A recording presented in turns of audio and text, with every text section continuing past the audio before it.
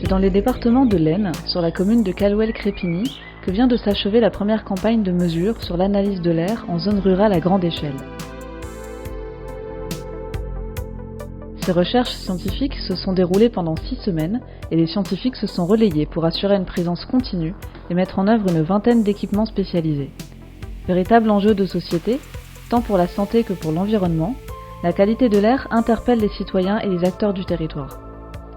Ces travaux affineront nos connaissances sur les sciences de l'atmosphère, notamment sur les particules et leurs précurseurs en milieu rural. 22 équipements, 60 paramètres chimiques et physiques mesurés, près de 20 scientifiques mobilisés spécialisés en physique et chimie de l'atmosphère et sciences humaines et sociales, la campagne de mesure COBIAC est le fruit d'un partenariat entre le LABEX CAPA, le CPER Climibio, Atmo Hauts-de-France, IMT Lille-Douai et l'Observatoire régional de la qualité de l'air. Cette campagne s'intègre dans le cadre d'un gros projet scientifique financé par la région, l'État et les fonds européens de la recherche, le fonds FEDER, un programme qui s'appelle Climibio. Et donc c'est un programme du contrat de plan État-région. Et dans le cadre de ce programme, on effectue des recherches interdisciplinaires sur le changement climatique et ses impacts.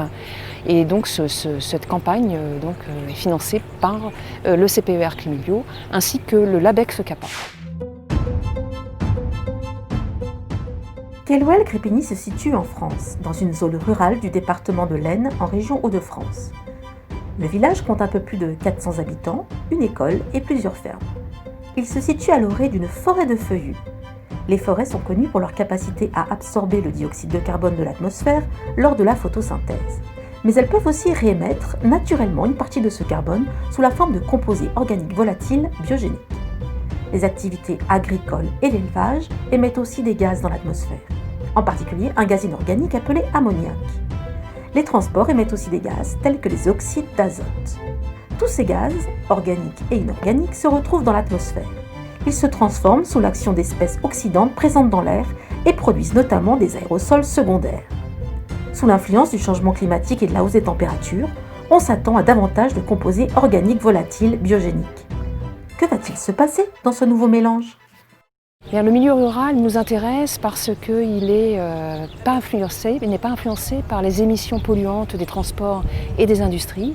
On s'intéresse ici aux émissions naturelles des végétaux, des forêts environnantes, parce que ces émissions produisent des gaz qui se transforment ensuite en aérosols. Donc c'est très important d'avoir des données scientifiques sur ces émissions pour pouvoir quantifier l'impact du réchauffement climatique sur ces émissions qui se traduiront par la suite par la formation de nuages. I'm Isabel, I'm a physical chemist from Germany and I just joined as a postdoc at the University of Lille to participate in this field campaign here and to work with the wonderful instrument on the blue container over there. Hi, my name is Nina and I'm currently a second year PhD student at the MPRC in Mainz and at IMT Lille-Douai. So my main role is to run a CRM instrument, a comparative reactivity method, and what I do is I measure the total EH reactivity of the atmosphere. Après la campagne de mesure, les données enregistrées pour chaque instrument seront soigneusement vérifiées, puis partagées entre les équipes de recherche, comparées et enfin interprétées. Nous avons hâte de voir les premiers résultats.